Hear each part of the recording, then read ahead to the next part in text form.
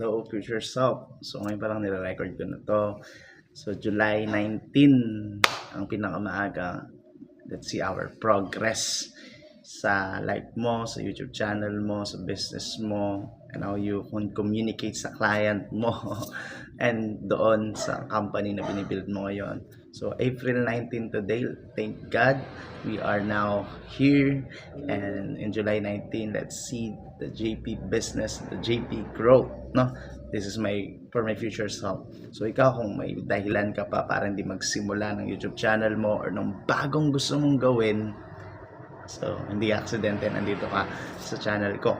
So, this is a channel for you to have a courage, personal brand, at ikit sa lahat, kung may hesitation and fear ka, that's the right moment to start. Tamang narinig mo. So, ngayon, let's to be clear sa sarili natin, no?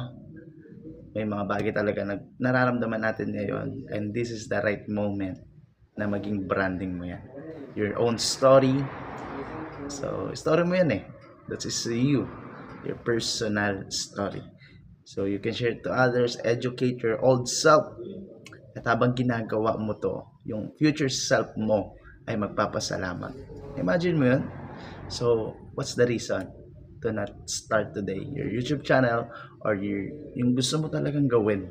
Alam ko, dami mo ng plano. Lalo na kung nasa age ka na ng 26 or nasa age ka na hindi mo alam yung gagawin mo kasi sa sobrang dami mong plano, at magplano ka na ng action plan. Okay? So habang ginagawa ko to, yun po ang gagawin ko. So in July 19, let's see our progress. So kung mapanood mo tong video na to in any time, give yourself at least 90 days. Ano ba ang mangyari sa akin after 90 days? So, balikan natin video na to at balikan mo rin yung gagawin mo ngayon after 90 days. Okay ba? That's our challenge. Let's see our progress and enjoy the process. Yun lang.